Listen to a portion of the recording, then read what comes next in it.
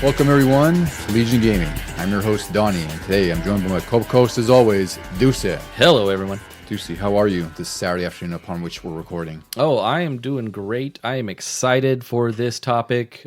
We've had some good back-to-back episodes here, just like series near and dear to our hearts. And this one is now, I guess, more of a movie series near and dear to my heart, but I love the games. Yeah, this is great because last week we covered, not last week, excuse me. In our most recent episode, we covered one of my favorite series and just games in general, Street Fighter 2.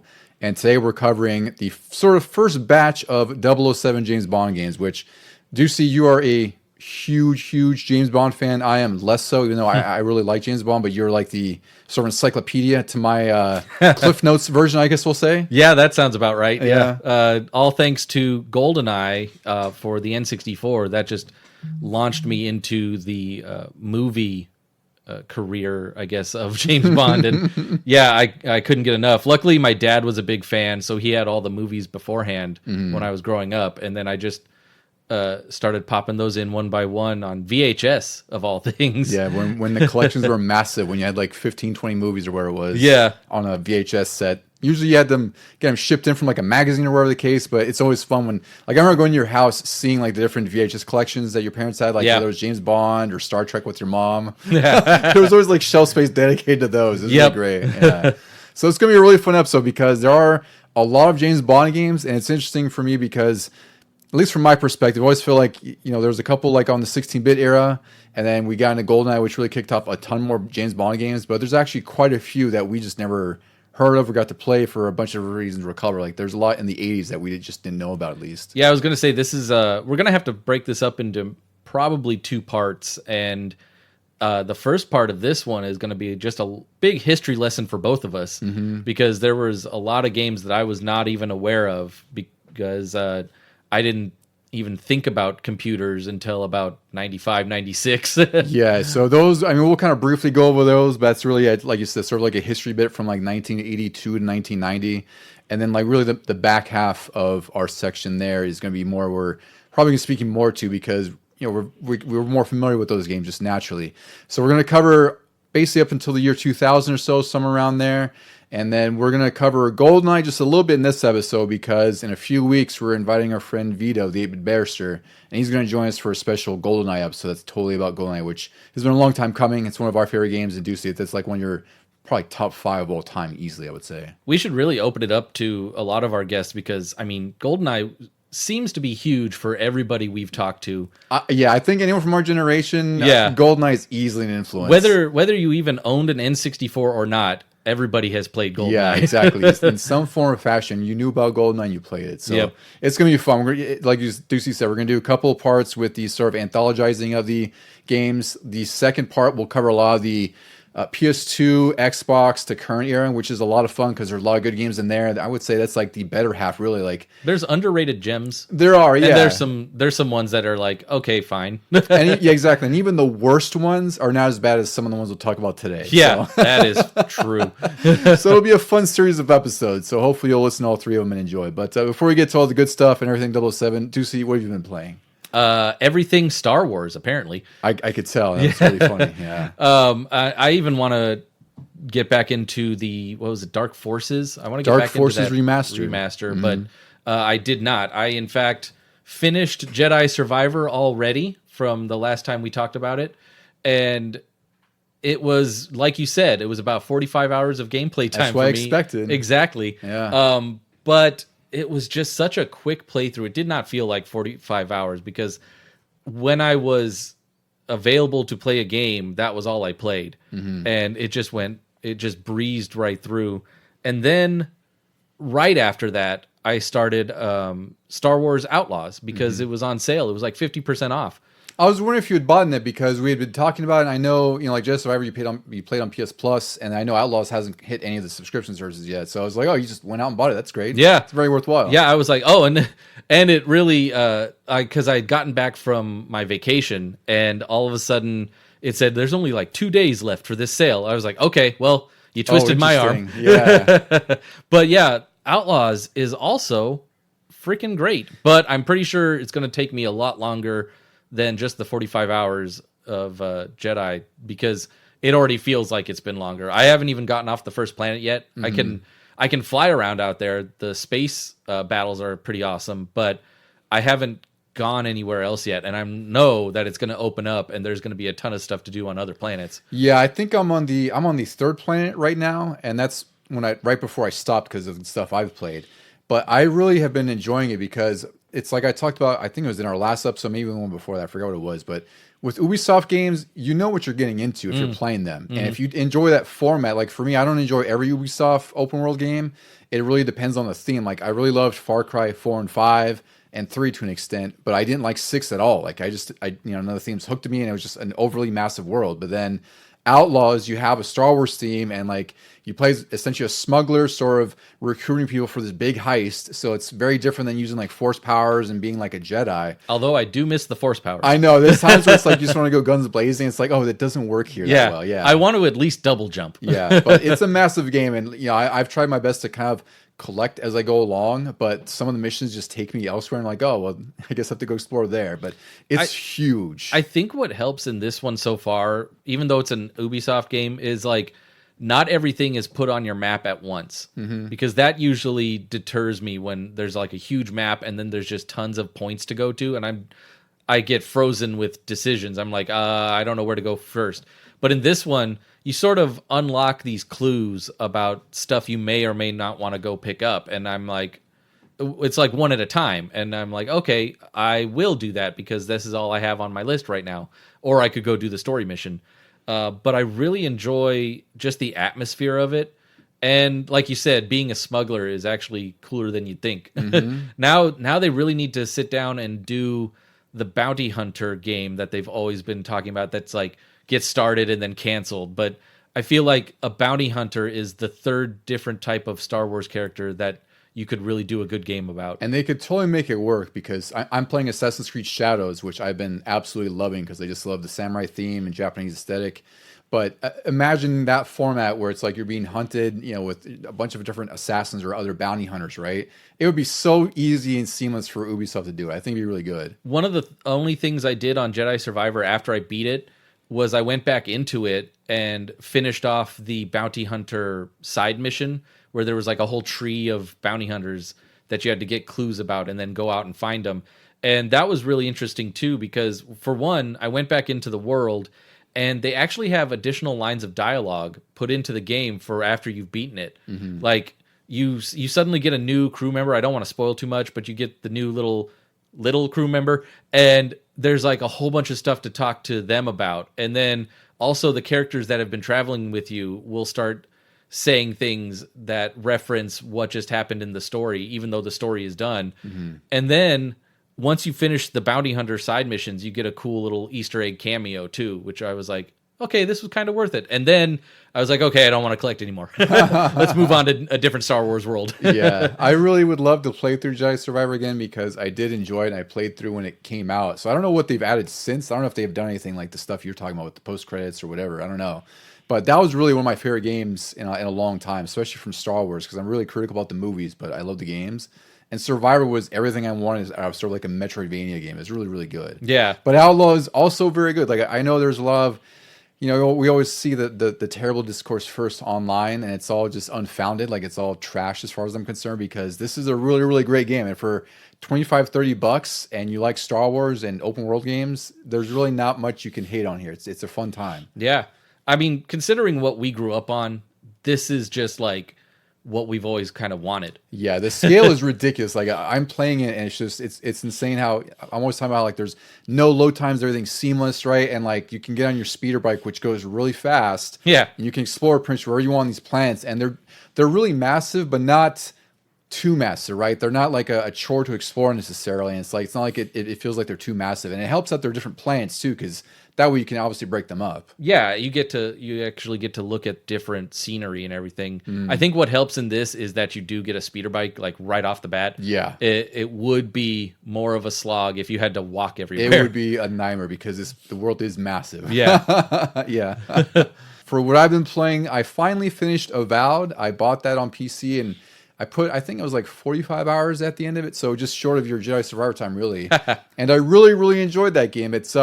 it didn't do anything truly amazing, right? Like it didn't really blow up my expectations away or anything, but the story is really satisfying. There were some choices that I struggled with, which was surprising. Like I found myself sometimes, which I hate, where I'm just like sitting there for like 2 minutes, like, oh yeah, what do I really want to do? What could happen if I choose this way, right? Do you ever, when you do those choices, do you do it based on you yourself or what you think the character would do? Usually it's what I would do. Okay. But there's also times where I just want to go against the grain because I also believe like, if there's some authoritarian thing trying to take over, it's like, well, screw them. I don't want them to have any kind of power. So I just purposely go against them. But there's some things here where there's consequences that could lead to lost lives, right? So you also have to weigh that out. It's like, okay, well, I get what I want, but some people might have to die too, I found that a lot of times I'll play a game and it'll be, I guess if it's first person, it'll definitely be what I want, like, because I'm the character. But if it's third person, kind of like in Mass Effect, I start to mold a separate Commander Shepard away from me so that I could go the evil route if I wanted to, or something like that. Mass Effect made it easy for me to, because I made a conscious effort to go through as fully Paragon or fully, what was the other one? Oh, I don't remember. I don't remember. It's funny. I remember the evil one. Well, I thought Paragon was evil. No, I thought Paragon was good. All right, Paragon was good. Yeah. Whatever the evil one was, yeah. So I made an effort to go to do both playthroughs.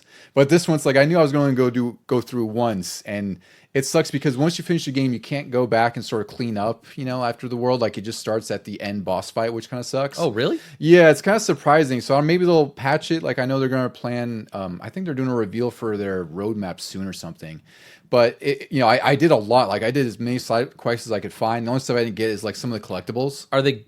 You said roadmap, so they're going to have DLC for it? I'm thinking so. But like, yeah, then they would have to open it back up afterwards. I think they have to, right? Yeah, because I would like to. Like, there's some things I do want to clean up. Like, there's some things I was so close to the end where I didn't want to go through and find these hidden treasures, which are actually really hidden. Like, you have to reference the photo they give you or the drawing. Oh, that's always fun. Yeah, it's super fun, but it's like, you have to actively look for those too. There's things like we have to collect these totems, which do give you bonus abilities, but they're also well hidden too. So there's certain things I didn't do like that.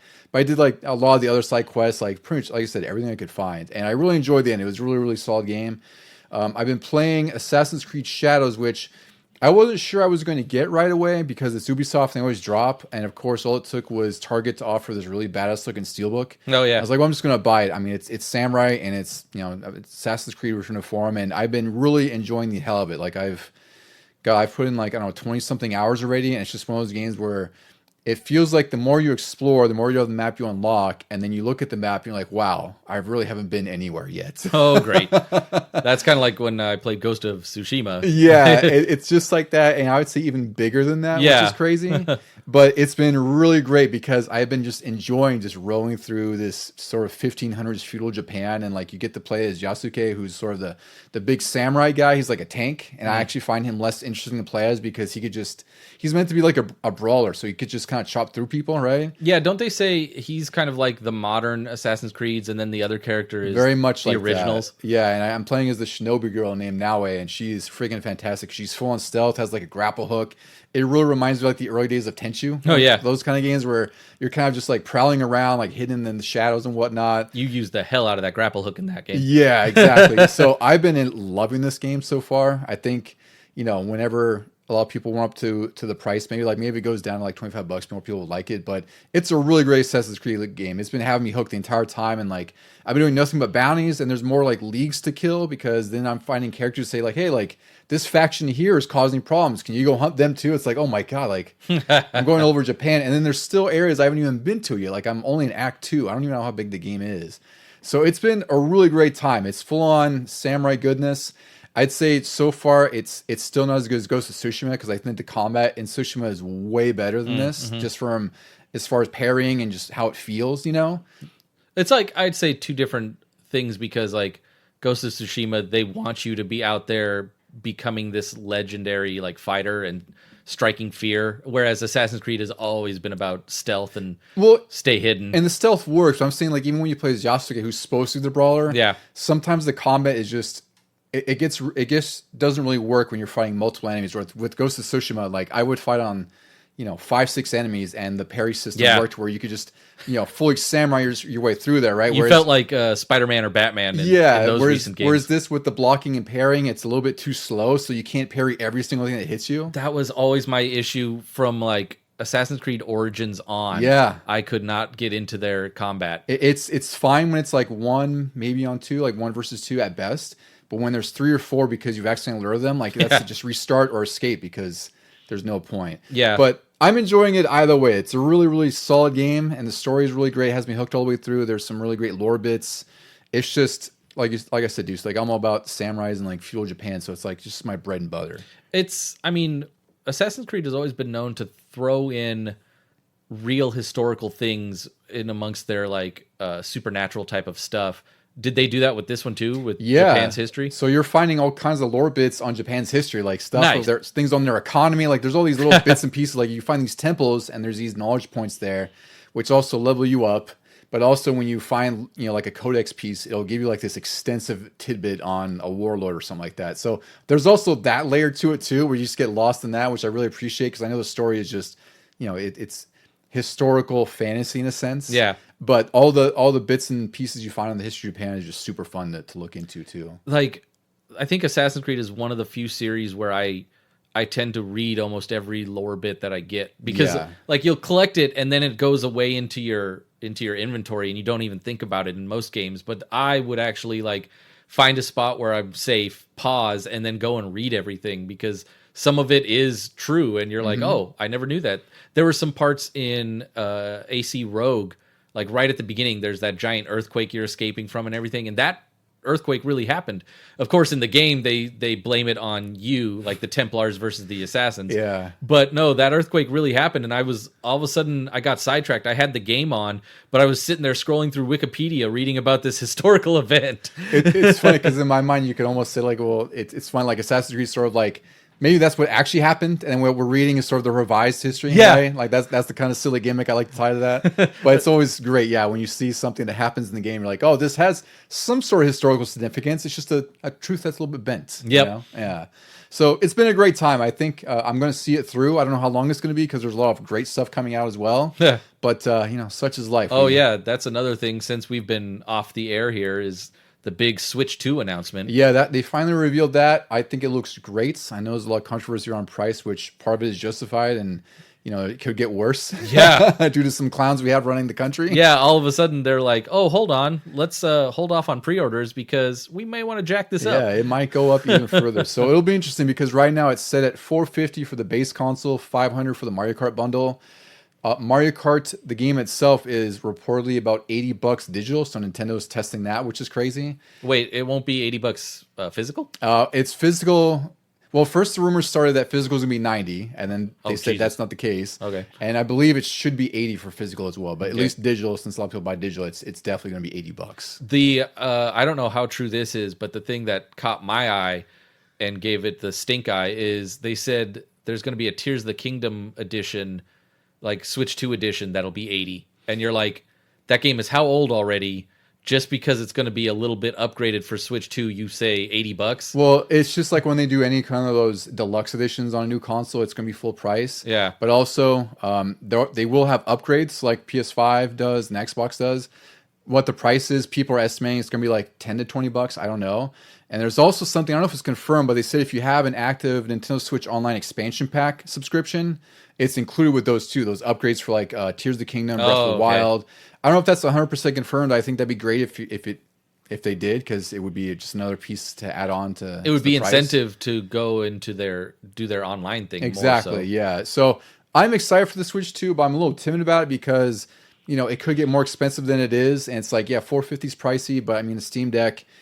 You can argue what's worth it to you, right? But Steam Deck, is around $400 anyway. It's just a matter of that's just what things cost now, and like. $450 is still cheaper than what Xbox and PlayStation 5, right? Yeah, the base PS5 is $500, but again, like you could probably find it for $450 pretty often. So it's really just like, do you want a PS5 because you're not going to get Switch 2 power, PS5 power out of Switch 2, but you're getting Nintendo games too. So I think most people are already made up their minds, right? Because you're not going to, if you're going to spend on one console, it might likely be a Switch 2, which is fine. Switch 2 also fully backwards compatible with Switch 1. So yeah, at least there's that. There's that, and then they said there's 100 and something games that don't really work, but it's just stuff that there's like some Capcom stuff. It's a lot of stuff that isn't a huge deal, but I guess it's still like 99% of Switch games are compatible, which is fine. Yeah. So it'll be interesting to see. I'm excited. I might pre-order one, But again, they've delayed pre-orders because of this whole tariff issue with the idiot running the country. And we'll see where that lands, because it could be, it's $450 now. It could be $550 for all we know. Who the hell knows? And at that point, that's like, yeah, I'm just going to wait, because I don't think any handheld is really worth $500, $600, and especially when not a Nintendo system. Well, especially when you know that it was $450 like a week ago, right? Yeah. That's the worst of it. It's like you announced it at $450, and now it could be way more. Well, it's like, I know I could get it for $450 at some point, Yep. So we'll see. But now, more than ever, Deucey, I think it's a good time to get some secret agent goodness with 007.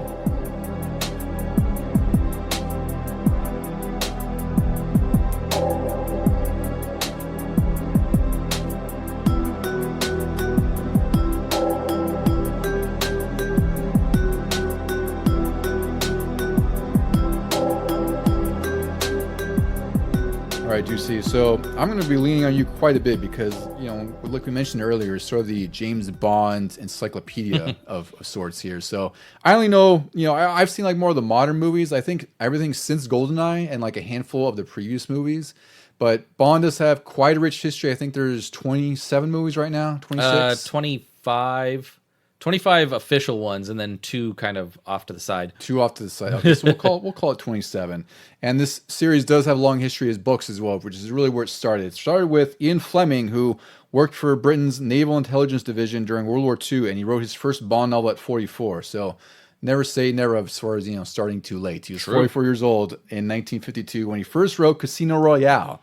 Have you read any of the books, Stussy? Yeah, I've read about the first 3: Casino, Live and Let Die, and Moonraker. Okay, so you read.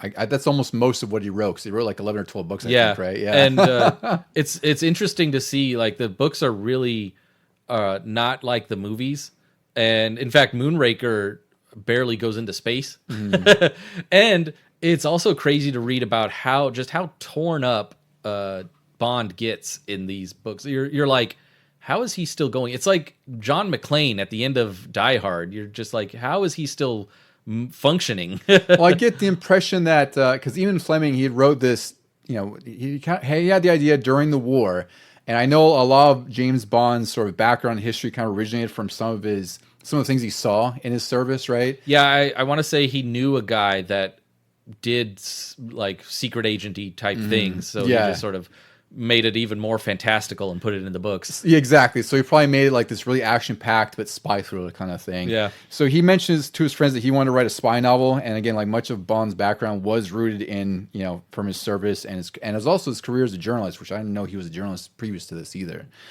He had started writing Casino Royale in 1952 at his house he built in Jamaica, which I thought was appropriately named Goldeneye. I thought that was really cool. Yeah. Did you know that before? Yeah. I had no idea. I read about this like, wow, that's pretty badass. And Operation Goldeneye, this is something that Ian Fleming actually formed. It was a plan during World War II, or an operation that was formed in World War II, where they were trying to ensure that UK was able to communicate with Gibraltar if Spain joined Axis powers, which I find truly amazing that this guy who wrote Bond was that deeply rooted in Operation World War II. He was definitely in it. That's why it was so good on a technical level in these books. Mm-hmm. Yeah, it makes sense, because I mean, there's no better history than true personal history that you've experienced. Perhaps write something like this, right? Casino Royale ended up being a huge success, and then Fleming wrote 11 Bond novels and 2 collections of short stories right before he died in '64. So really, like, it's pretty crazy that Bond has this long legacy since 1952, and he really only existed, sort of in Ian Fleming's case, as far as like the books, for 12 years. It's pretty incredible. Yeah, and 1964 was only, I want to say, Goldfinger, like the 3rd movie. Mm-hmm. So Ian Fleming didn't even get to see too much of his visions come to the screen. Yeah, so that's a great way to thread this through. But the first movie was released in 1962. It was Dr. No. I've seen this one because we did a Hollywood View Guys podcast about James Bond. Oh, yeah. And I watched this one, and it's fun because I'd never seen Dr. No before.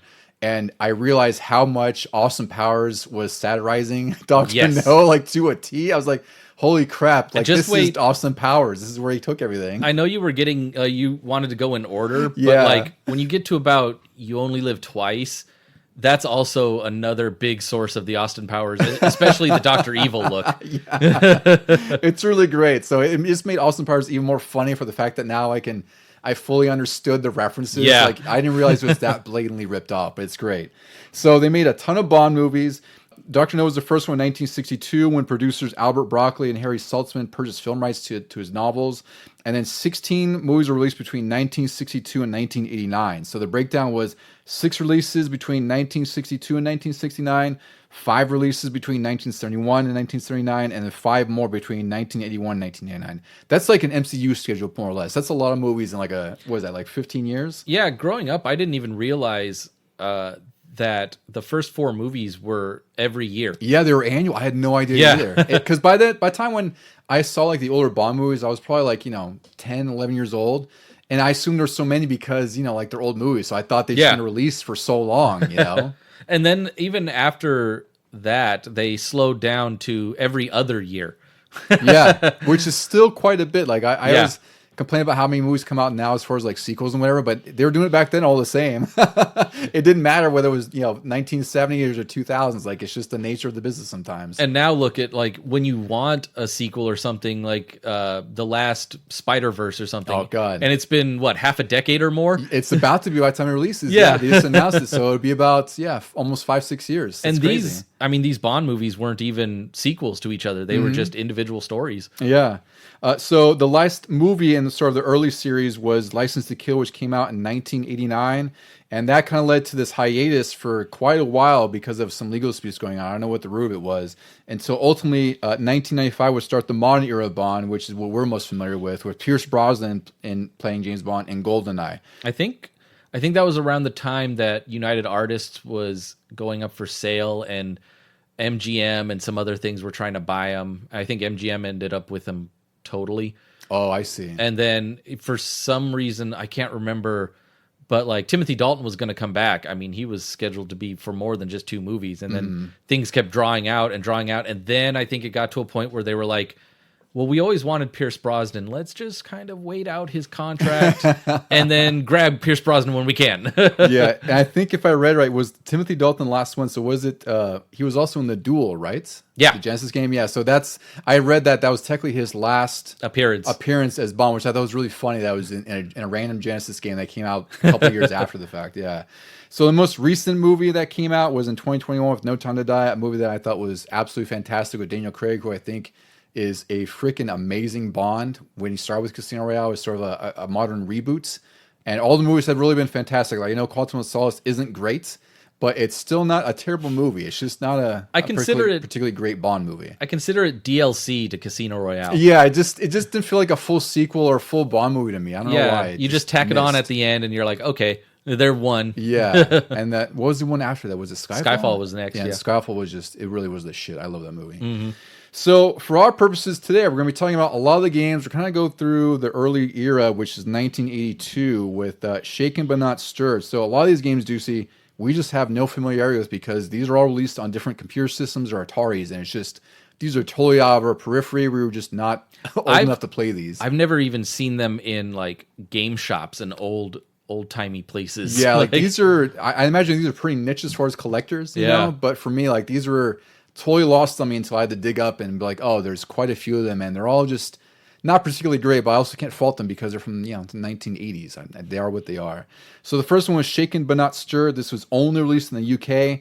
This is a really basic text adventure game for the ZX Spectrum. It's the ZX Spectrum, which I have no familiarity with. It's one of the best-selling computers in the UK. It was also released in the US, but it's interesting how much I hear about the ZX Spectrum when British people are talking about games like retro games. Like it's crazy. Like that was like almost like their master system or big equivalent system, right? We've looked up videos on all these. I think you kind of looked through them, Juicy, right? So it's like they're hard to describe because they're super basic games. They're not really involved. Like they have a loose story connected to them. It's funny. Like I don't think I would ever enjoy a text adventure game. Me neither. But then some of these other ones that are on this list, I was watching gameplay of them and I was trying to put myself into a position where, like, okay, 84, that's even before I was born, so I can't wrap my head around that. But when I was younger and I sort of fell in love with Bond, if I could, like, sort of transpose that into the era of these games, I'm sure I would have really enjoyed these games, too. Yeah, exactly. No matter how basic they were, I'm like, well, this little car sprite looks like the Lotus car. That's awesome. I'm Bond. Yeah, I think that's the thing. It's for us when we record anything on this podcast, we have a frame of reference for when we were younger, or whatever the case was. So we have that nostalgia naturally. So I think that already kind of changes our bias in some regards, even though we're trying to be objective for how it holds up, in modern times. Oh yeah, they don't hold up. Yeah, exactly, right. So most of them don't. There's a lot of fringe cases you could say do, right? But these games, especially when we have no familiarity with them, like it's hard to say, like, yeah, would I have enjoyed this back then? I'm sure, because you want to play James Bond, like that's the only way you could. Yeah. But looking at them now, like they're just super basic. They're not terrible. They're old. They have some ideas on these that kind of translate into more of the modern ones. Like what is it? James Bond 007 was that the one that's based on 4 different movies. Yeah. And like later on we'll learn at the very end 007 Legends tried to do the same thing. Exactly. It tries to retell a set of Bond stories, and they're cool ideas. I think they were great.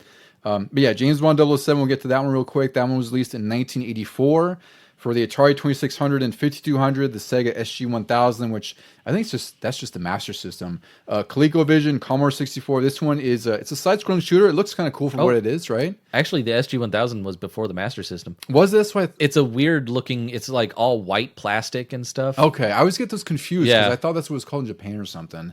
But this one was a side-scrolling shooter. This was the first worldwide 007 game because, again, Shaken But Not Sure was UK only. It has 4 levels that are loosely based on the Bond movies, like Ducey said. The movies they cover here are Diamonds Are Forever, The Spy Who Loved Me, Moonraker, For Is Only. So it's pretty cool. Like, it's just an amalgamation of 4 Bond things that are broken up across different levels. The next one is A View to a Kill, released in 1985 for the Amstrad CPC, which is a personal computer, again, like in the UK. Whoa. Commodore 64, ZX Spectrum, even the MSX got a version. And they also made a text version of this game, which is just a converted text adventure. I can't imagine, like... For DOS and Apple II, oh my God, I could see that. Yeah. I could see classrolls having that. Can you imagine, like, you're looking at this, because they call it the computer game, A View to a Kill, the computer game, and that's a side-scrolling action game. It's just, again, like a generic side-scrolling action shooter. Like, there's not a whole lot to say there. And it looks like Pitfall, and it has, 3 sections inspired by the movie. Imagine, like, your buddy has that version, and you have to deal with the DOS text version. Like, that's what you're getting, right? I saw gameplay of this one too. I was impressed with like one of the last bosses is Mayday, and she actually looked good for the graphical capabilities of these old systems. These, it's super limited, but they tried their best. Really, like, there's only so much you could do with these things. The next one here we have is the Living Daylights. It was released in 1987 on the Amstrad CPC, Atari, Commodore 64. Basically everything that was released on the last one. This is a run and gun shooter that's based on the movie. From what I saw, it looks like... run and gun is on the loosest sense of the term. Yeah, it's a loose term, but it looks... I try to say it's like a light gun shooter because what it is, it's sort of like... did you ever play The Punisher on Nintendo or... Not even Hogan's Alley, actually, but it's like you're a stationary figure and you have a cursor you're aiming left and right on the screen. That's what this is. It's sort of like a light-gun shooter with a cursor. So again, I've played games similar to that. Not The Punisher, but I played. Let's say Terminator to the arcade game. Yes, but think if you saw like John Connor's Avatar. On the console where you don't have a gun. Exactly. Yeah. Exactly. Yeah. So that's what it looked like to me. So again, it looked like it was kind of fun, but it really just looked like kind of an auto-scroller that I'm sure only has so much depth, The ZX Spectrum had a 007 action pack, which I thought was really cool. This one did include a light gun. It also had these cassette tapes that had the plot rewritten, and it was narrated by Desmond Llewellyn, and he narrates them as Q, which I thought was really fun. Like, imagine putting these cassettes in your player, and you hear Q sort of tell you the story of the game. I thought that was kind of a cool gimmick for what it was. Do you have to, like, time that? Like, no, I think it's just like an extra thing, right? It's just, okay. I'd be surprised. It's like, play level 2, hit play. You got to hit pause and then play at the same time. It's like get that portable player. Yeah. The next one here is James Bond: Live and Let Die, 1988. This is on the Amiga, Atari, and again, these are basically just every system that they were released before, just sort of a new version of them. This one is a racing shooting game that gives Bond a speedboat. This one actually looks like Spy Hunter, except the boat goes like 2 miles an hour from what I saw. Yeah. And it actually started as a game called Aqua Blast, and the publisher thought that the gameplay looked like an action scene in Bond, and that's when they just transformed it to a James Bond game. So this really isn't a James Bond game to begin with. That is, that boat scene is only literally one scene of the movie. It's probably like some guy at the publisher like, wait a minute, that reminds me of Bond. Like, can you do something like that? Like, did you see this movie? He's got a boat, there's a boat, we're golden. Yeah, I thought that was pretty cool. The next one is 007 License to Kill from 1989, again on basically the same systems. This one is a top-down vertical shooter. It's a little bit isometric. It reminds me of like a Atari Warriors or Smash TV. So this one actually looked kind of cool. This one follows the plot to the movie to some extent. I really didn't get too far into it as far as the videos. This is one where that guy I saw on YouTube doing the retrospectives, he did this game and like it's 6 levels.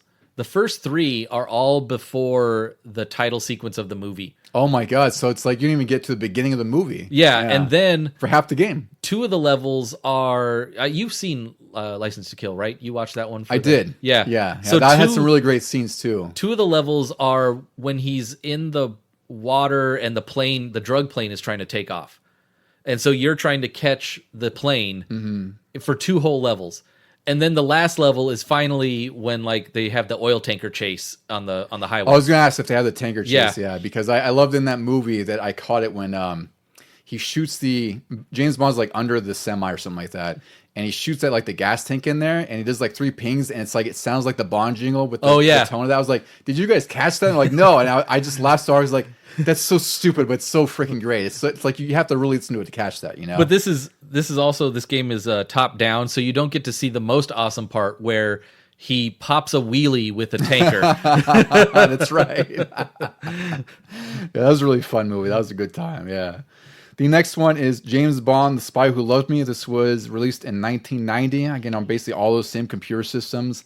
This one looks, again, a lot like Spy Hunter, and Bond drives the Wet Nelly, which is a modified Lotus Esprit, which I thought was kind of cool. So I actually would love a Spy Hunter type Bond game if it was released like on the Nintendo or something like that. Like, I actually think that format would work. I mean, we'll talk about it way later in this episode, the 007 racing game. But if they had adjusted that to be just behind the car, like you said, Spy Hunter style, that makes total sense. It would have been great. Yeah, that'll be a fun one to talk about when we get to that.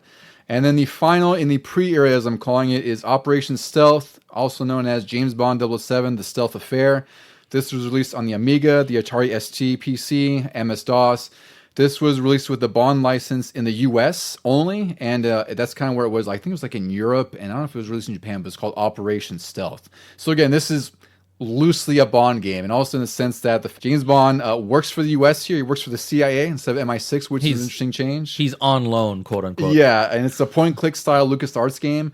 And in the foreign versions, the character you play as is John Glames. I don't know what that's about. Which I mean, because Operation Stealth came out first, I want to say, and it was always going to be this John Glames person. Yes, but I don't get why the US didn't get that version, because he's a US agent, and then England should have had the James Bond version. Yeah, I'm sure some licensing nonsense, but it's still really funny to consider that, like, you would think James Bond would be in Europe at least, and they released here as Operation Stealth, but it was the opposite. So it's pretty funny. I don't have much familiarity with this, but the story here is that he was James Bond / John Glames is assigned to locate a high-tech stealth plane in Latin America.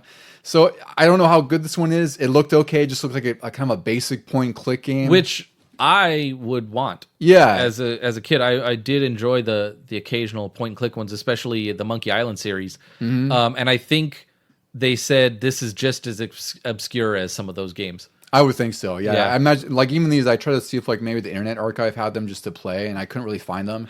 I'm sure there's avenues I could have dug deeper to find them, but I didn't want to look. I wasn't going to look too deep for it. So to me, like, these are definitely hard to attain because they're based on old computer systems. Like, it wasn't really.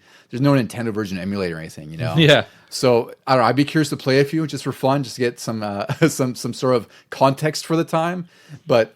Maybe I'll dig around. We'll play them and see what they are. I imagine this couple years we'll get a few mileage out of, like the Spy Hunter ones. At the rate of their releases now, they should really go back and remake some of these. Like, at least the point-and-click ones. Those are slap a new coat of paint on, and that would be pretty fun. And the only thing is, I would bet the same thing. It's probably a licensing nightmare. Oh, licensing nightmare for anything Bond. I mean, yeah, there's no bigger enemy for Bond. There's no billionaire villain than licensing.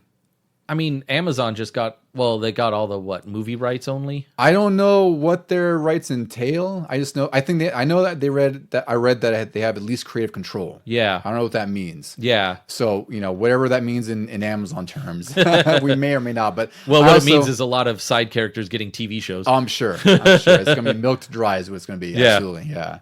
So I don't know what what the chances of releasing the old ones are. I suspect that they just won't bother, and who knows where they'll get them. Like, they probably have to pirate them just like anyone else, right? To compile them, who knows?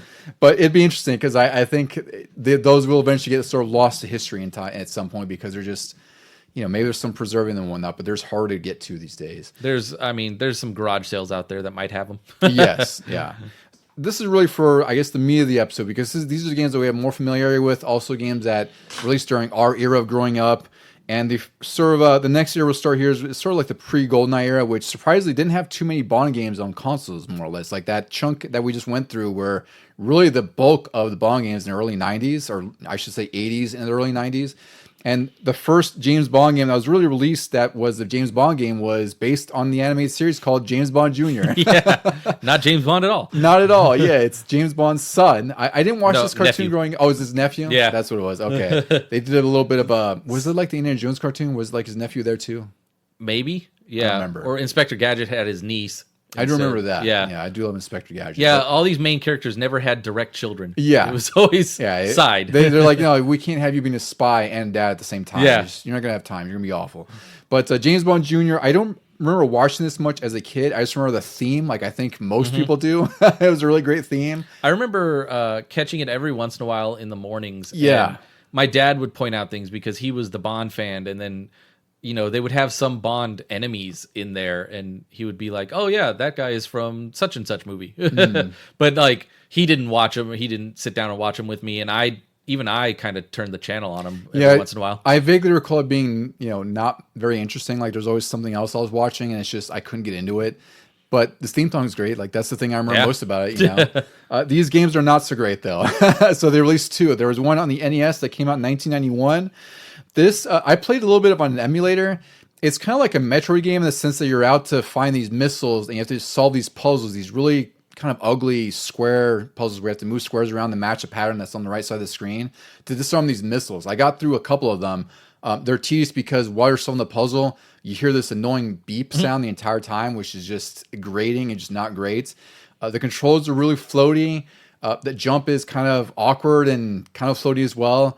It's not a terrible game. Like, I'm more forgiving of this as an NES game because, it is what it is. But I actually kind of like the format. I just think that the controls and a lot of the mechanics don't make it that great. Have you played the NES one at all, Ducey? No, I really wanted to because there was coverage of it in a Nintendo Power, and I used that issue for some other game a lot. So I would always flip by the James Bond Jr. one, and even though I wasn't a big fan of the show, the game looked cool based on the maps and everything, and also this puzzle element that you pointed out.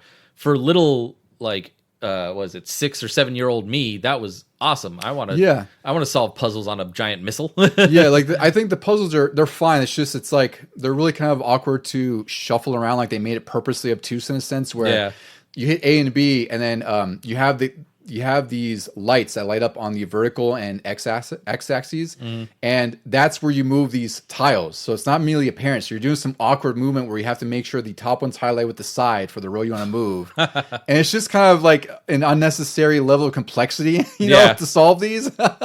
It's not like a slide puzzle. It's an even more annoying slide puzzle.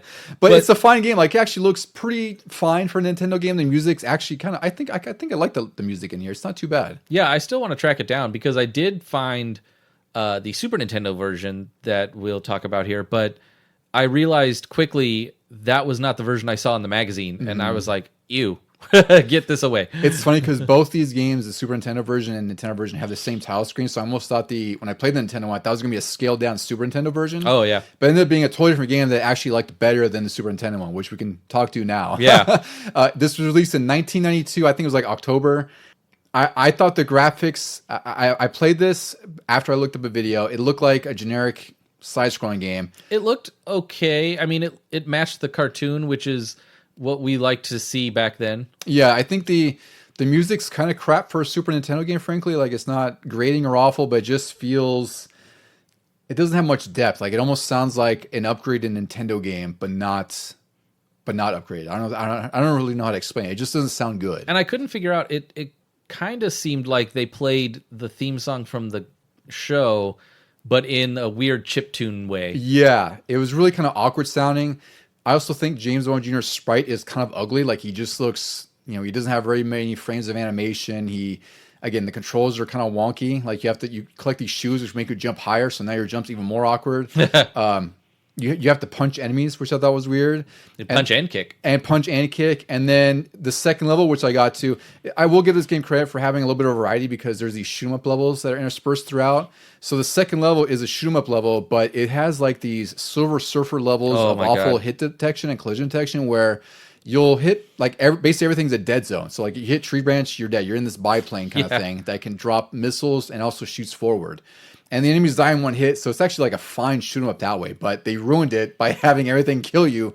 And so there's times where I was flying through, it's like, what hit me? Like I'm in the furthest point at the top of the screen. There's nothing that could have hit me. I felt the same way. I was just like, my first thought was, this is Silver Surfer. This is terrible. At least in Silver Surfer, you could see when you hit a wall or something and died immediately. But this one had the weirdest invisible hitboxes. Yeah. And then you get a shield, which is cool. You get these like 3 rotating like balls around you. Which again is like Silver Surfer and also like R-Type or something. Yeah. Or Gradius, yeah. But like all of a sudden, that's when every enemy becomes a sniper and you lose that shield immediately. Mm-hmm. Like you could be dodging pretty well beforehand, but now all of a sudden they can home in on your shield.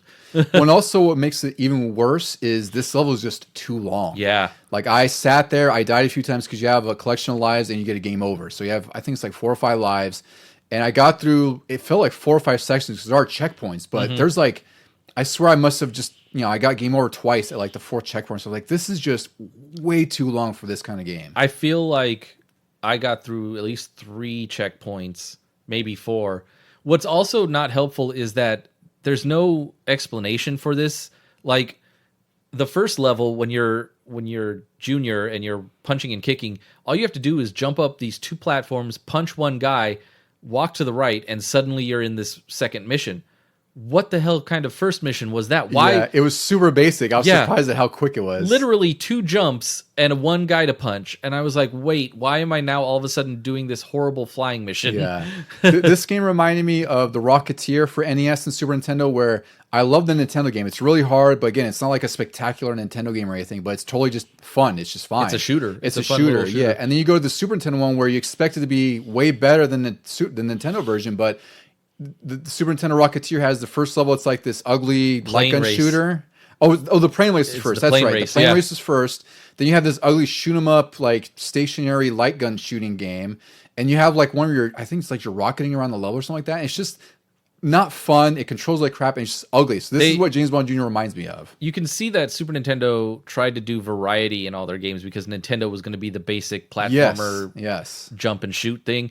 And they kind of fumbled on both of those. They really blew it. So to me, like both these games are stinkers, but I think the NES one is less of a stinker. Like I think I actually would play through more of the NES one because I still want to track that one down. Yeah, like I would buy it. Like I would definitely enjoy buying it. The Super Nintendo one, I don't think I would seek out like a complete copy or anything like that. That's not the ones I have nostalgia for. I mean, yeah, I have it, but I was like, okay, it was loose. It was fine. Yeah, it's kind of cool to have, right? Like, it's totally fine, but it's too problematic of a game. It just wasn't very fun. It got to a point where it's like, this could be cool, and it's like, wow, this second level is longer than the first level by like a mile. It's yes. Yeah. And the next one we'll talk about was released on the Genesis. This is James Bond 007 The Duel. This is one I actually played as a kid and rented it, and actually owned the copy I rented because they sold it eventually. But this is actually a pretty fun game on the Genesis.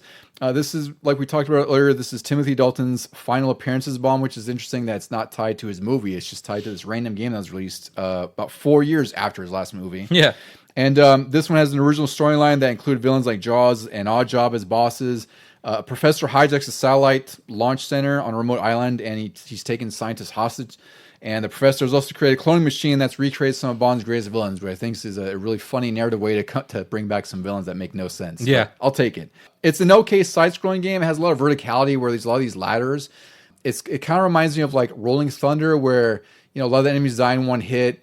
I don't like that you can sometimes get shot off screen, but perhaps the most egregious thing about this game is that Bond, when he turns, is so slow. So if you go up a ladder and you're pointing the wrong way and you see an enemy, you already got hit. Because by the time they gave Bond this weird transition animation of turning from right to left, even though your enemies don't have that same compromise, so you're getting shot guaranteed. You cannot physically move fast enough to respond. The other problem is when you can easily take out these enemies if you just duck and shoot. Yes. They always shoot above you.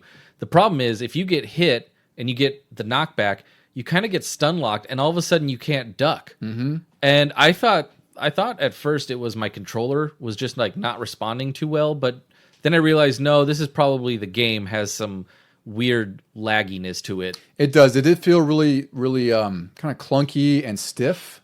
The jumping was fine. Like I can make jumps, but it also felt like really abrupt because the speed of Bond is kind of slow and they has like this really snappy jump. Even like front flips. Yeah. And so I thought that was kind of a cool gimmick. It's cool that he's wearing like his Bond suit, like his tuxedo. But overall, like this game is just pretty mediocre. I wish the controls were better because I actually enjoy it when I'm not having to shoot enemies that I can't respond to shoot with, right? Like it's an okay side-scrolling game.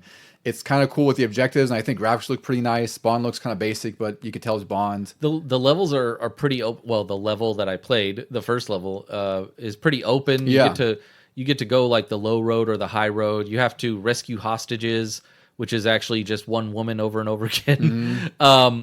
The problem I had with it was like the end of the first level, you get the hostages, then you find this bomb, and there's this like ridiculously short timer, and you get stopped by Jaws like right before the end of the level. Yes, I got to that point. And I was shooting him a ton, and you could kind of stun lock him, but eventually he'll catch up to you and he'll just toss you off the side of the boat, and you have to swim and hope you catch a ladder, and then you have to climb all the way back up and get back to him, but the timer is still counting down on this bomb. And I was just like, nope, I'm not going to make it. Yeah. And I hate that. I mean, that was a common thing back then, is where they would add these stupid cheap gimmicks to make the game more difficult, whether it was a timer or throwing you back to like halfway through the level. It's just sort of like artificially lengthening the game, but not in a way that makes you want to play it more. It's just more of an annoyance. Yeah. So, I also noticed I got game over once and I had a continue. I was like, oh, thank God, I'll continue. And then you don't have a second continue. Mm-hmm. Oh my God. Even worse. Yeah. Yeah. So it's just these old games, the biggest issue is that they're old games. So it's like they're rooted in some of the most awful design decisions that make it unfun to play. Like James Bond Jr., at least on Super Nintendo, has a password system. I forgot if the Nintendo one has it. I'd imagine the Dual has codes, because I don't remember if it has passwords. I don't think I caught if it had passwords or not. But it really sucks when you have a handful of lives, everything can hit you pretty easily, and then you're having to restart. You have one continue. It's like, well, this is just an endurance at that point. It's like gauntlets. The Dual might not have any codes or passwords because there's only 4 levels. Oh, okay. I didn't realize that. Well, I'd imagine it's still, maybe Game Genie or something. Yeah. I don't know. Just give me invincibility. Yeah. That's all I need. Yeah. Yeah. All right, so now we get into the next big series of games. This is sort of I don't want to call it the modern era because it's like 1997. Modern for us. Modern for us. Yeah, it was modern to us at the time. This was our awakening. It was. This is the Bond awakening. I like that. Yeah. So this is the huge one. This is the N64 monolith. This is Goldeneye that was released in 1997.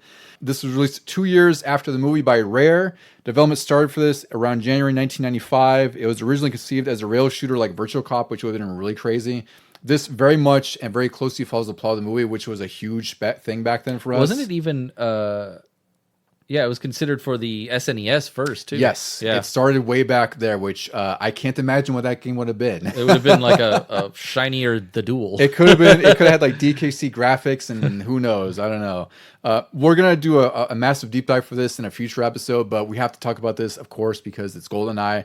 This one has 18 main levels. There's a couple of those that do repeat twice, like Surface and Bunker. There's 2 bonus levels that are based on previous movies, Aztec and Egyptian. And the big thing that I love about this game, even before we get to multiplayer, is the different difficulties that all had different objectives depending on those difficulties, which that is a perfect design decision to lengthen the game. Is you're going through the same levels over and over, but you're having to go through them differently because they're different objectives. And that was like the coolest thing ever when I first played this game. And games, even since then, rarely do this. Like, Perfect Dark did because it was the spiritual successor. But after that, games would throw in objectives, quote unquote, and it would actually just sort of be checkpoints. They were like, get to this and you will automatically complete this objective. Whereas in this game, it was an open world, but it sort of felt like it because you had control over how you wanted to go about and do things. And it was so unique. This was definitely a pioneer in that respect because before this, all first-person shooters were like, shoot everything that moves. That's really what it was, yeah. Which, I mean, they still did in this. For being a spy game, you just go in guns blazing. Yeah, this is still a shooter. Like, there's no real stealth to speak of, which is fine. But, I mean, you can to an extent because, enemies don't have full awareness. So there's times you can whip out your silenced gun and, kill enemies as you go along. There's some instances where you can't, but it's still very much a shooter. But it encourages exploration because, there's no guide markers. There's no, highlighted items or anything like that. You're always looking where your objective is because you have to really kind of, infiltrate the area and find out what you're supposed to do. Yeah. And you can do that 3 times over. So, regular agent difficulty is pretty basic. Enemies don't do much damage. And that's when you really can learn the levels because you're naturally going to explore all these levels because, again, you don't know where anything is. So you have to figure everything out. And then in Secret Agent, you might figure out, it's like, oh, wait, I remember seeing that before, and now this is an objective, so I know where to find that, or I might know where to find that. Yeah. And that's just, like, freaking brilliant. Like, I really, like you said, I wish more games would use that, because it sucks when a game's sort of idea of lengthening the game is make it more difficult, or, give you a few objectives that are, like, lightly changed, like collect 12 instead of 10. When these are a little bit more meaningful, where it's like, you might have to go shoot out all the security cameras on Secret Agent, but you don't have to on regular Agent. And 00 might have something more extensive, where it's like, go get this key card and bring it here. And I feel like with this one, like when you got to 00, which was hard mode, the enemies were a little more accurate, but they weren't bullet sponges. Like in other games, when you turn up the difficulty, it just means that it's going to take more bullets to kill an enemy. And also the other big thing here too is that this was, at least for me, one of the earlier games that were that had hit points on enemies, where it's like you could shoot them in the leg and they might react to that, right? You give them a headshot, that's basically a guaranteed kill unless they're wearing a helmet or something like that, right? So that also added another little immersion to where it's like you could technically shoot them in the arm to disable them, or at least get their gun out of their hand. It would slow them down, yeah. It would slow them down, and that wasn't a thing before this. So that's another level of immersion that is a detail that was definitely new to us back then, and now we might take it for granted, right? But back then it was a pretty mind-blowing thing. And like I said, like with the objectives, also games going forward didn't seemingly have that much detail when they were shooting enemies. Like even in Halo, the AI was good because they could like learn your tactics and start moving against you, but they all kind of reacted the same no matter how you shot them. Whereas in this one, it was weirdly detailed how they it was almost randomized. Like a human. Yeah, it was almost randomized how they reacted, because you would see different animations. Like you could shoot a room full of enemies and all 3 of them might react differently to how you shot them. Yeah, it's really cool. And of course, there's multiplayer, which we spent hundreds, if not thousands of hours on. I mean, I don't know how to encapsulate this without going too deep into it, but 4-player experience, that was really new at the time for us on N64, outside of like Mario Kart and whatnot. But this was like the first-person shooter multiplayer deathmatch experience, because there was like Quake and everything like that on PC. There was Doom, but I never played multiplayer Doom or multiplayer Quake. No, you needed like internet with crappy connections. Yeah, and we were going to do LAN parties, so it was just for us at the time we were like 10, 12 years old, where it was just out of our periphery, out of our gaming space. So when you played with all 4 of your friends or all 3 of your friends, there was no other better experience than GoldenEye. It was truly amazing. It holds up. I mean, I'm not saying it holds up, but there's a reason people hold this in high regard, right? It was a huge first-person shooter game on the N64. Yeah, without this, you would be, well, some games had multi-taps and stuff, but like this really opened the eyes to other makers. Like Xbox suddenly released with 4 ports. That's true. And Dreamcast as well. They were like, oh, this might be a thing. Like, yeah, we could do more than 2. Yeah. We could definitely do it, because I mean, multi-taps, yeah, they were just extra hardware for $30-$40. But now they're like, oh, Nintendo did it, we can run with it, which I think is great, because Dreamcast is another one of my favorite systems. There's a lot of 4-player games on there that are really fun too, for the same reason. Yeah. So GoldenEye, huge, highly influential game for us. One of our favorites of all time. I think, do you see anything you want to say on this before we move on? Because we'll do a deep dive for this. I think it'll be pretty extensive. I was going to say, like, I'll get into my memories and everything about it on that episode. Yeah, exactly. Yeah. So keep your ears open for that one because that'll be a fun one for sure. The next one is another James Bond game that's near and dear to our hearts. Maybe not so much for others, but this is James Bond 007, released February 1998 on the Game Boy. This was developed by Sapphire, published by Nintendo. The reason I called it out is because Sapphire is a pretty cool developer. They do a lot of Game Boy games. They did the really great Rainbow Six port for Nintendo 64. Yeah. So they're not a well-known studio or anything, but they did do some pretty cool games, and I think this is one of their best. And this is just, I think I did put this on my top 10 Game Boy games, right? When we did that list way back. I don't know if you did. I know I did. You did? It was like top 5, I think, for me. That's what I thought. And we sort of did a little bit of a deeper dive into that on that episode. Maybe that's what it was. Yeah, because I really love this game. This is a top-down adventure game that has puzzles, has melee and gun combat. It's a pretty basic adventure that, to me, it reminded me of Link's Awakening, and that's also what some reviewers are saying as well. You could definitely tell it has sort of that puzzle adventure aspect that Link does, but it's James Bondified. And even the dungeon look where you walk into a separate building. That's right. And you have like 4 directions to go. Yeah, and even the sprites kind of look similar in Link's Awakening style. This is set up in a level format. There's 11 levels with a bunch of mini games like Baccarat. Is it Baccarat, Ducey? Baccarat. See, I always thought, I always get confused if you had to pronounce the T or something like that. Some words mess Probably in Europe you don't, but here, that's right. Here we do. Yeah. Baccarat and Blackjack, and I think there's a third one. I forgot what the third one is. And there's some enemies like Oddjob and Jaws as bosses in here. The plot revolves around finding Agent 008, and you're visiting locations around the world to stop a Russian general from destroying England, which is always a reasonable cause. Reviews at the time praised the inclusion of the Bond theme, which I thought was funny as a note. I was like, that's cool. I mean, it does sound fine. And they said the gameplay was similar to Link's Awakening.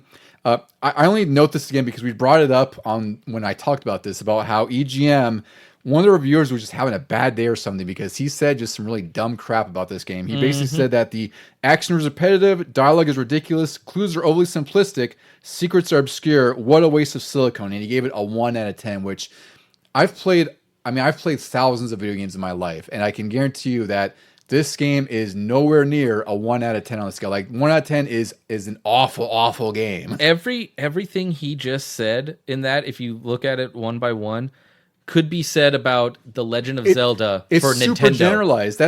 So the impression I got when I read, because all 3 reviewers kind of gave it mediocre to bad, right? Like it was just like 4s, 3s, whatever. And he gave it a 1. This felt like he played it for 5 minutes and gave some broad stroke generalizations and just gave it a 1. Because in my eyes, this game is fantastic. And also, it sold at least 1 million because it ended up on Player's Choice or Game Boy. So, I think opinions are great, but I'm also like, when it's just blatantly stupid and ignorant like that, I'm like, did you play this game? It's actually really fun. Yeah, what were you like? Were they saying you better write a review or you're fired? Yeah. And you just crapped this out? It's like, hey, we need a 4th review to get to print. Can you write something up?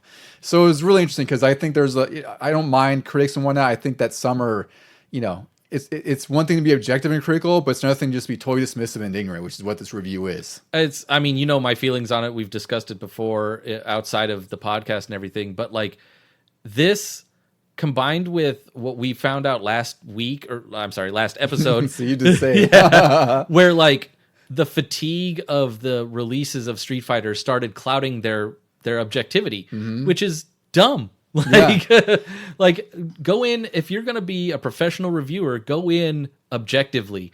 And then also you're going to have this big long article, maybe throw in some of your opinions. Yeah. But don't make that based on the score. Or at least if you're going to have these kinds of opinions about it, have a little bit more, like cite some examples of why it's repetitive, right? Yeah, that's the thing. Like this game isn't remarkable. It's not a 10 out of 10. I don't even want to say it's an 8 out of 10. Like maybe it's 7.5 out of 10. Oh yeah, it's a Game Boy game. It's a totally solid Game Boy game. I think it's really fun for what it is.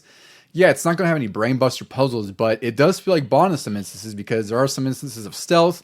You're traveling around the world. You're kind of feeling like an espionage agent. Like a lot of the puzzles are like, hey, I need this, this vase from the other guy or whatever. Yeah. And you go 2 screens down, grab the vase, bring it back. Well, like at this point, the only 2 Bond games I've played are Goldeneye and this, and this felt like the Bond in the movies where he didn't just rely on a gun. Yes. Like there was a part where you have to get into the casino, but you need a little a fake pass. So you have to go to this guy who's in prison and give him, first you have to give him a clue that you know his brother and that you'll like mess up his brother if he doesn't help you, which is kind of rough for Bond. And then you give him like a piece of paper or something and he makes you the fake ID and then you get in. I'm like, that's awesome. In Goldeneye, you probably would have just shot the guard and gone in the building. Yeah. And I think that's why that reviewer in EG, I keep going back to him because it was just, like I said, it's just so crazy to see a 1 out of 10 on this. But it feels like he didn't even get to that point, right? Because I feel like if you gave this game more of a chance, you'd see that it does open up a little bit more. And again, like, it's a Game Boy game. I really can't expect too much from it. Like, it is just sort of a ripoff of Link's Awakening, but it's a really solid ripoff. It's really good. So if you're out there and you want to play it, like, I'd say it's worth seeking out to try it out for a little bit. I bought it because I love this game. Like, I never heard of it till you owned it. I was like, oh, this is really cool. And I used your Nintendo Power Guide to get through it, too. I remember all that, you know? And your save file is still on my cart. That's right. As we discovered, yeah, you sent me a picture that I thought was really great, which is now, what, like 27 years old? Yep. It's really crazy. That's a strong battery. Yeah. So James Bond 007 on the Game Boy, I think it's a fantastic adventure game for what it is. The next one we're covering is Tomorrow Never Dies, released November 1999 on the PS1. This is based on the 1997 movie of the same name. This is developed by Black Ops Entertainment and co-published by EA and MGM Interactive. So this game is kind of interesting because there was a Tomorrow Never Dies, The Mission Continues. It was actually shown on the, it was a trailer that was shown on the Tomorrow Never Dies VHS, which I don't recall at all. I'm not even sure if I was seen that.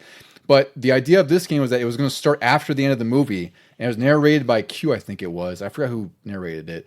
And it was supposed to release in the fall of 1998 by MGM Interactive, which was before EA got involved. So it's interesting that they were going to have a totally different game released under a different publishing studio because they hadn't have the rights to EA yet.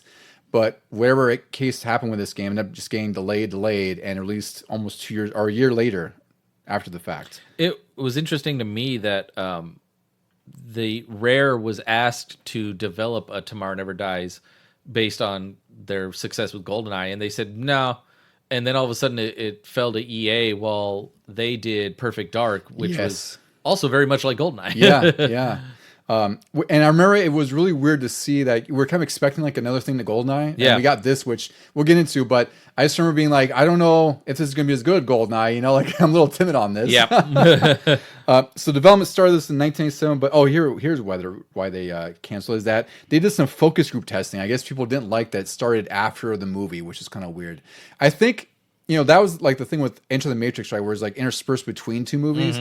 Maybe we weren't ready for that in 1997. They're like, no, I want what's in the movie. You know, I don't want what's after it. Yeah. I mean, not until Quantum of Solace did Bond ever get an actual sequel. Yeah. So a lot of people are like, no, Bond usually doesn't need a sequel. It makes sense. Like, I don't think it would have been good anyway. I think it would have been stronger if it stuck to its source material instead of trying to make something up. I think it wouldn't work. Because then also it would have felt kind of silly. Like you're playing everything after Tomorrow Never Dies, you know?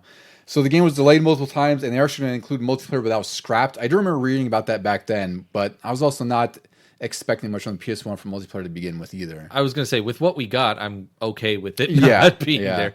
So with all these delays, it's kind of crazy that the game ended up releasing the same month as the new Bond movie, The World Is Not Enough. So we'll get into The World Is Not Enough, you know, shortly after this, but that game was also released long after the movie as well. It's weird. I never made that connection back then. I didn't either. Because also, like, GoldenEye is 2 years after the movie came out.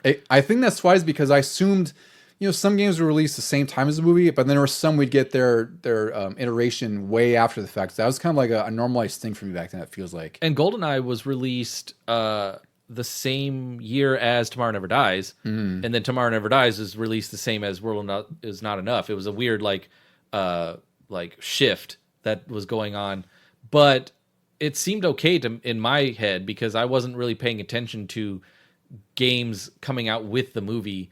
I just wanted the game of the movie that I had seen. Exactly. I think it was more like we'd see ads or previews and like, all right, well, I'm excited for it. Like, it doesn't matter how long after the fact. Like, it's based on something I like. You know? Yeah. So this is a third-person game. I remember borrowing this from you back then, Deucey, because I remember you had like finished it and I got it after you and I finished it. I remember it being not terribly difficult. Like, it was just totally fine. I remember one of the gimmicks that kept showing off was the skiing levels, which I thought was kind of fun, right? Or vehicles in general. Or the vehicle, which I thought was really cool because GoldenEye only had like the tank level, right? I don't think it really had anything else. So that's the thing is, what GoldenEye did was it obviously influenced other games to be like, okay, well, you could do this with Bond now. So I think that's what was great about GoldenEye is that it influenced other games to say, we can include more of the gadgetry, more of the espionage, more of the spy stuff. And I think that's what Tomorrow Never Dies tried to do. Like, it tried to be closer to the movie in that respect.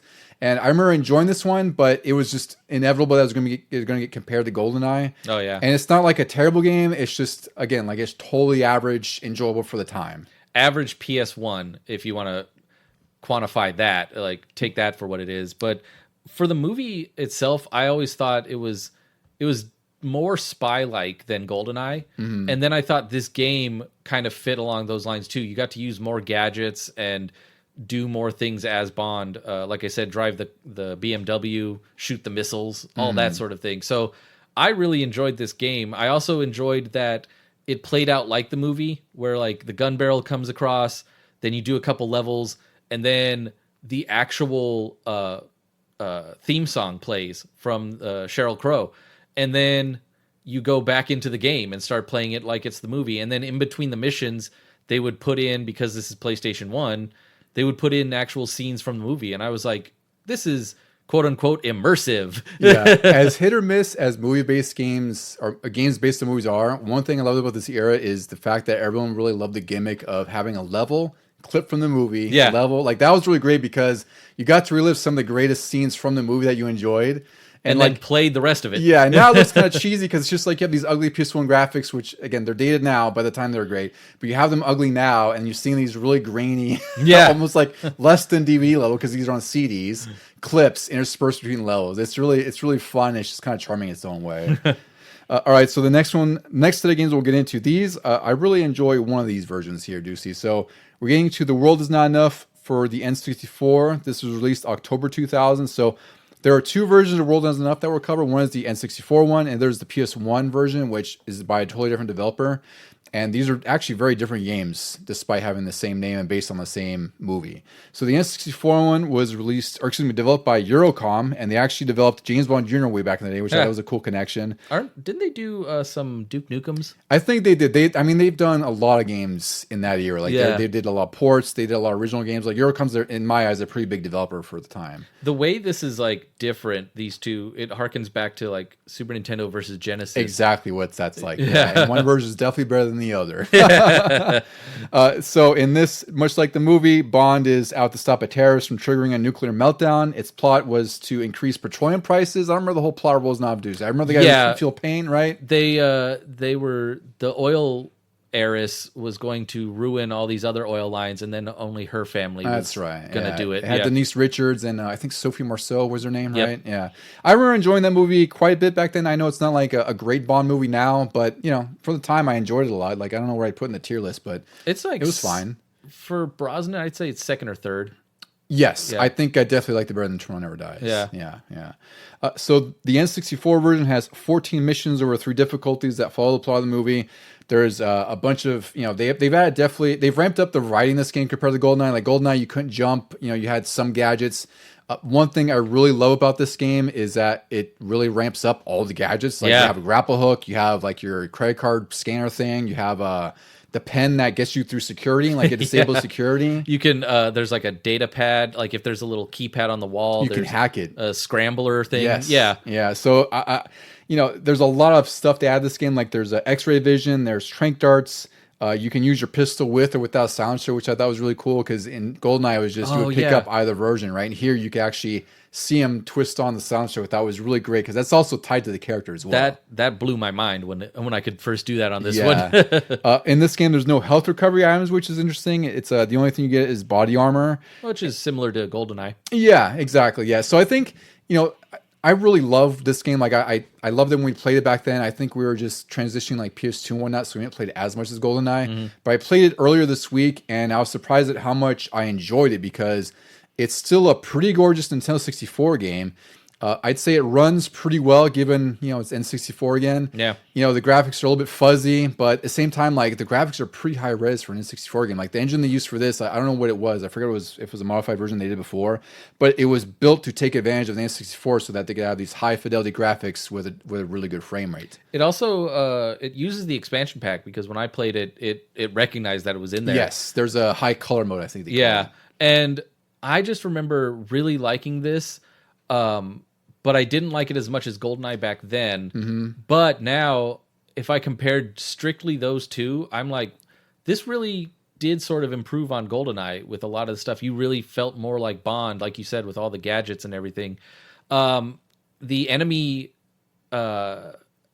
animations weren't as high level as Rare. Yes, absolutely. And they were a little bit cheap because like they could start shooting you through a door or around a corner before you even knew they were there. Yeah, and this game, it's interesting. Well, I don't know about the default control scheme because I like to use sort of a pseudo dual stick setup in the N64, right, where the C buttons are your movements, the left stick is your looking around, and it sucks because it's not sensitive enough on the N64, so aiming kind of feels chunky, but there is a really generous auto aim in here at least, so it's like you kind of point the general direction of the enemy.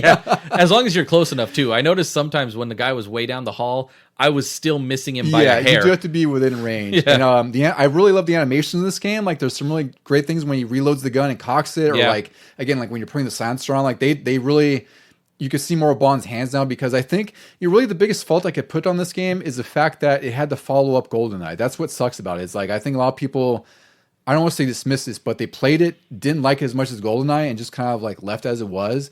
But it's interesting. There's also load times in this game, which I thought was kind of fun. Really brief ones. Crazy for an N64. A card game. Yeah. But it did keep the format of GoldenEye, where it has like these different objectives. I don't know if they changed on difficulty though. I think they do. I can't recall. I thought they did because I remember that was the big thing is. They try to keep this much like GoldenEye, but better. I also couldn't remember if I ever beat this fully on 00 Agent. I was trying to think back to it. But I do know that like it's also more of a shooter than the PS1 version. So it does feel a lot more like GoldenEye in that respect too. Mm-hmm. But then when I recently played it, oh my God, it's hard. It's pretty hard. And I was only on Secret Agent, and I got to the second mission where you're in the MI6 headquarters, and just trying to escort M was a pain in the ass. It was worse than escorting Natalia back in the day. Yeah. It's I played Secret Agent and then went down the Agent, which was obviously a lot more tolerable because enemies die quicker and whatnot. Yeah. But any escort mission is awful. I mean, that's just in general. But it's worse when you're getting blasted from every direction and everything takes so much damage. Mm-hmm. But overall, I actually really like this game. And also, one thing I kind of forgot about was the cutscenes. Like, it actually has some voice acting. Yeah. It actually has some cinematic cutscenes interspersed throughout the missions, which, again, GoldenEye really didn't have much of that. It was very infrequent. Not even just the cutscenes, but, like, there's talking during the mission. Mm-hmm. Like, when you walk into a room and M is already giving you orders or something like that. It was, like, very, like I said, very well done. It was a step up from GoldenEye. I agree. Like, I think... I don't know what the perception of this game is nowadays compared to GoldenEye, right? But to me, even back then, like it just felt like this was being compared to GoldenEye, which is inevitable. And a lot of people just played it, thought it was okay, and just didn't really appreciate what it did do because it did do a lot of great things. The other problem with this, though, is it comes out in 2000, but like shortly thereafter, Perfect Dark comes out. That's true. Yeah, that's right. Is the true successor to GoldenEye and did multiplayer and everything better, and a much better game. Yeah, that's absolutely true. And it had gadgets and a lot of spy and stealth in that one, and you were just like, oh, this one fell short of that. I think you're probably right then, because it would make sense that this came out, it made whatever splash it did, and then Perfect Dark just took all the attention because that is naturally just a better game overall, more robust, more modes. It's more everything. This one even tried in their multiplayer. They tried to put in bots and everything so that you could all have 4 players or more, and then, like I said, Perfect Dark came out and said, we'll do you one better. Yeah, literally, we'll double the bots, pretty much, yeah. The multiplayer, I do remember enjoying it a little bit here, because, again, I thought the weapon variety was really nice. The sounds are really good. I think the gun sounds pretty great. The character selection was cool, too. They brought back classic enemies from other Bond films. Yeah. So this, it's a really great game. I think the N64 one is really good. If you're going to get one of the two, we'll get to the PS1 in a minute here, but the N64 one, I don't know if I want to say it's underrated. It feels underrated to me, but it's a damn great Bond game that I think just doesn't get enough love. All right, so we're coming down to the last 2 games we're covering here for this episode. So the first one is the PS1 version of World Is Not Enough. This came out 1 month after the N64 one in November 2000. This was by Black Ops Entertainment, who did Tomorrow Never Dies, and they actually modified their Tomorrow Never Dies engine into a first-person experience, which is pretty wild. Like sometimes you hear about first-person and third-person. This did no. We're going to transition from third to first. They were like, "Oh, we're sorry. You guys wanted first-person. We'll change that now." We see that's the hot thing right now. Yeah. Multiplayer was planned for this as well, but it was scrapped out of caution after considering production time and potential impacts to the final game. And again, I don't think it would have helped at all to have multiplayer in this game. I mean, PlayStation's only had 2 controller ports, so on top of that too, so in 2-player, I imagine there probably would be bots. I think it would kill the PS1 if it had something like that. I don't know. Yeah, but this also has 11 levels with 2 difficulties, and it followed the movie a little bit less closely than the N64 one did. But this is the one where I was saying like Terminal Eyes, where it also interspersed clips from the movie, which I thought was cool. Like you jump out the window and it shows Bond jumping out the window in the movie, right? So it tries to thread those together in a narrative way while you're playing. I played this and I was not a big fan of it. Like it's just a really shallow first-person shooting game, not really much spy, you know? It's funny. I remember vividly getting this game because I want to say, like, if I kept my grades up, I would usually get a game for a good report card or something like that. So I had already had The World's Not Enough on N64. I probably got that on my own. And then this one came out a little bit later, and I was like, I was asking my parents, "Ooh, I want this one, you know, as my reward or whatever. But also, I want this strategy guide because it covers both games."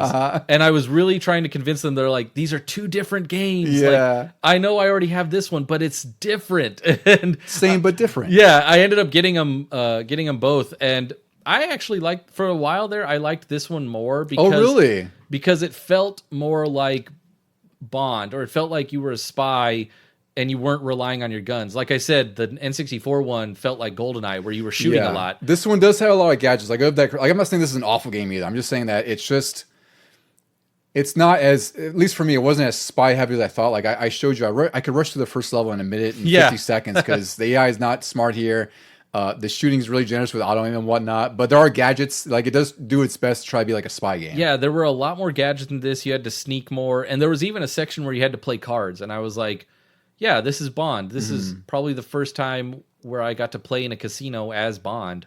So, yeah, to me, it felt a little better. But now, looking back on them, I'm like, no, N64 was awesome. Yeah, and also the controls in the PS1 version are not great either because you can't use analog, at least I could figure out, or at least you can't remap them. So you have the D-pad, which moves, and an L2 and R2, you're strafe. So you're using the D-pad to like go forward and turn, which you can kind of get in a rhythm for too. It's just not comfortable, right? It's not what our brains are used to. It's not. It was what my brain was used to in 1997 or 2000, but not in 2025. So again, like it's not a terrible game. It's just totally mediocre compared to the N64 because playing them back to back, I was like, oh yeah, like there's no contest. Like the PS1 version is a totally competent PS1 first-person spy shooter. Yeah. But between the 2 versions, the N64 one just is more robust. It's more well designed. Like it just feels more of like a Bond, or what I want from a Bond game. They had to do more work, like you said. The cutscenes and stuff were all in-game stuff, whereas PlayStation could rely on the movie. Yeah, that's right. I had the luxury of the FMV cutscenes. Yeah, absolutely. Yeah. So there was a Game Boy Color version. I just wanted to note that of The World's Not Enough. I didn't play this one. I didn't look into too much into it, but it was released in 2001, so it was even later than these other releases. And it was released by a totally different studio, and it's an adventure game with 8 levels that also follows the plot of the movie. From what I saw, it has another isometric view, and it actually reminds me of Metal Gear NES. And I think that's also what most reviewers point out is like Metal Gear Solid Game Boy Color exists. Like that's why would you want to play this version? This is not. It's a totally mediocre game. It's totally fine, but Metal Gear exists, so why bother? Right? I've seen gameplay on this, and it's a slower, clunkier Metal Gear. Yes, that's what it looked like to me too. Yeah, which it's fine. Like it's a Game Boy Color game. It is what it is. All right, Deucey, the final game we're covering is one that was actually released 10 days after the PS1 version. It's 007 Racing. So The World's Not Enough came out November 17th, 2000, and this one came out November 27th. And this was done by Technics, a very interesting name. They've done a ton of racing games. Like they had a NASCAR license at one time, like they were doing them in 2011. They did a Le Mans 24 Hours. They did some awful games I remember, like Big Mother Truckers, which... I remember that when I worked at the video store, and they just looked like a cheapo budget, goofy game. They also did Pimp My Ride. I don't know if you remember seeing that one. Yeah, I actually have. I think Triple Jump has played it. Have you? Yeah. Oh my god! I stalked that at Circuit City. I saw it all the time. I was like, who would buy this? I don't think I really sold it. So they have some history with a lot of racing games. 007 Racing has 12 missions with different objectives like Driver. You could definitely tell that the moment you play this that it seems to be inspired by Driver.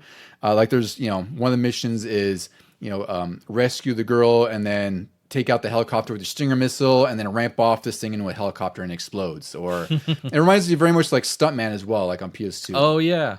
That same gimmick where you might have an open world thing that's sort of like, and this game really reminds me of like Twisted Metal with Driver is what it is. Like there's some instances where you're in a little arena and you're shooting down cars and whatnot. There's pickups littered all around, just like Twisted Metal. And there's other things where it says like, go collect, these 10 or 12 transmitters and then ramp off this dock into the water because they're about to explode or something like that. Yeah, the transmitter one, they put an arrow above you that is very much like Crazy Taxi or Driver, like you said. Exactly.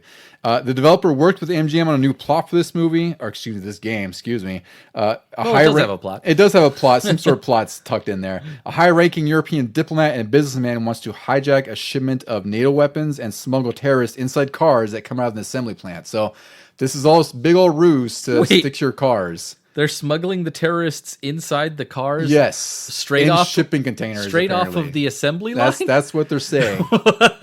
That's what the story... Apparently AGM okayed this. I don't know. And the gimmick here is that there's a series of cars that are featured in here. There's the Aston Martin DB5, the BMW Z3, BMW Z8, the 750IL, the Lotus Esprit S1, and Xenia on the top's Ferrari F355 is also an enemy in one of the levels here. And also the level I played earlier, you were in a Nissan Skyline. Yeah, I don't know what that was about because I can't name specific Bond cars in movies like you could, but I was like, that doesn't look like a Bond car. That was never a Bond car. That looks like a pedestrian car he maybe hijacked or commandeered. I have no idea. You played this for the first time today, as I did earlier this week, because I've had it for a while, and it was like, 10 or $15. The reviews at the time, did say that it was a pretty ugly game. The general sentiment is like, it's fun if you know what to expect, which I think is the best way you could describe this game. They said that some missions were well designed, and the voice acting, including John Cleese, was actually really good. And overall, like, it's just unpolished with rough controls, and it could be worse, which I think, again, like, that summarizes this game pretty well.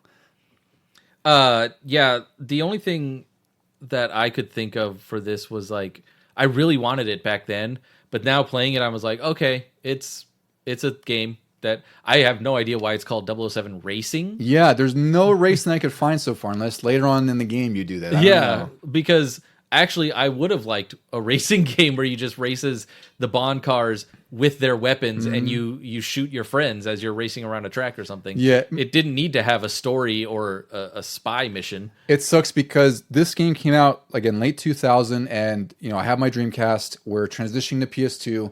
I remember reading this game wasn't great. And we were talking about before we recorded how I said like, I could see $40 or $50 this game not being worth it because that's what it was. I'm pretty sure it launched at $40 or $50.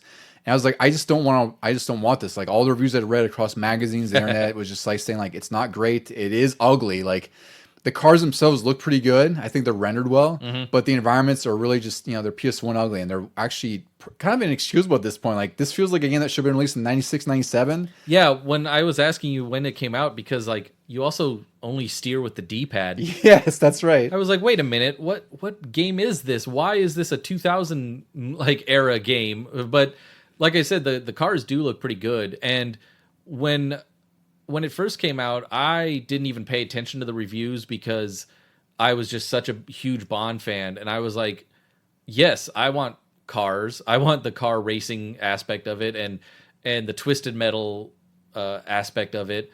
But then I played some of it today and I was like, ooh. Yeah, maybe those reviews weren't too far off. Yeah, it very much reminded me of Die Hard 3 from the Die Hard trilogy game. But when I saw that there was multiplayer, I thought, okay, that could be a saving grace because it would just be combat like Twisted Metal. Yeah, from what I read here, because we can get to try the multiplayer, but it does have a head-to-head car fight, which I think works. Is great. If this game had just been more of like a car combat game, or at least maybe more polished. I think unpolished is a great word to use for this game. Yeah. I think we're fine. But two-player Twisted Metal, I think that's totally fine. There's also a pass the bomb mode that's like hot potato, where I guess you collide with each other to pass the bomb, right? And the last person explodes. Yeah. And there's also some customizability where I guess certain weapons can be turned off, and there's a handful of different levels to play. So they try, like they, I feel like this is more of a budget game than anything else. Like I remember seeing back then, like it got as low as like $10, which I think would have been fine. I think I paid 15 for my copy, within last year. I would still seek this out. I think it's fine. As like part of a Bond collection. Yeah, like the AI is overly aggressive. It's not a great looking game, which some PS1 games age better than others. This is not one of them. But overall, like it's again, if you know what to expect, it's a totally fine time. Like it can be kind of annoying at times because you might miss an objective and you could technically complete the level, but it'll still make you restart because you can complete the objective. Or like I totally biffed it off that ramp and somehow the cutscene still played. Yeah, you like tumbled and did some awkward hamming it up or something there. Yeah, it was really weird. But overall, like, I really wish this was delayed to be a PS2 game, because I think if they had waited a full year and shifted to a PS2... Oh, it would have been very much like Spy Hunter on PS2. Yeah, it could have been like Spy Hunter or Stuntman. I think it would have been a really badass game at that point, because I would love a game like this on a more modern system that wasn't the PS1. I think it would have been a great Spy Hunter ripoff. I wonder if, like, we'll find out in our second episode or second part of this when the next generation of games started including cars more. I wonder if they looked at this and thought, oh, we can take some of that, or if they were like, well, this is what we won't do. Yeah. It's probably a little bit of, a little bit of both. Yeah. It's like some things were kind of cool in here. Like I did think the objective structure was really cool. Mm-hmm. It's just, again, saying unpolished because that's what this game is, but it just doesn't feel right. Like it just doesn't feel like it's like they didn't have enough time to make this or something, because it just feels clunky, awkward to play. The controls don't feel great. Like you're doing these high-speed chases in these small arenas, and you have like the most stiffest turn ever. And even the quick turn doesn't help you either that much. Yeah, I was almost utilizing that okay, and then at the same time I wasn't, because these enemies are just constantly on you. They just ram you. They have no other AI other than they just ram you, which sucks because your missiles also hurt you. So unless you're backing up and hitting them, because as far as I could tell, you can't shoot missiles behind you. No. That would help a lot. It would actually make the levels a lot easier. But, it has problems is what it is. But again, $10-15 back in the day, I think would have been fine. $50, I don't think I would suggest this at all. But it's fine. It wasn't as bad as I thought it was going to be, I guess I could say, right? All right, Deucey. Well, we've made it to the end of our first episode for James Bond games. I think this was a really robust episode considering all the games we covered. Yeah. We covered quite 20 years of Bond games from like 1982. Hope you all enjoyed the history lesson. Yeah, we made it in good time too. Yeah, it's not too bad. Yeah. So if you want to reach out to us, anyone who's still listening with us here, reach out to us at email at legiongamingpod@gmail.com, or more notably on Instagram, where I post a bunch of videos, collection stuff, et cetera, at Legion Gaming Podcast. And we're also at BlueSky. You can find us there at Legion Gaming Pod at .bluesky.social, whatever the hell the whole string is. Just look up Legion Gaming Pod, you'll find us. BlueSky has like the ugliest naming convention. This has inspired me to play some of the older games again, especially some of the ones for the next generation, and maybe even get back into some of the movies. Yeah, I think, I mean, we always do that. We're some sort of we'll get some weird bug in our ear. I'm like, oh, I suddenly feel like playing this game and watching these movies related to this game or something like that. So, yeah, you gotta continue your trek. I know. I got like 2 movies in, and not including the modern ones, and I have to go through all the Bond movies. Yeah, you stopped right at Goldfinger. I know, everybody's favorite. That's my project I have to get through. I'm always like scrolling through and like, what do I want to watch? And it's like, you watch the same crap or a show or something like that, and it's like I could just sit there and watch a movie and play Xenoblade on the Switch or something like that. Yeah. Do you see any final words for our friends out there in Bondland or going to do their spy thriller business? Just James Bond will return. And you might be Bond. James Bond.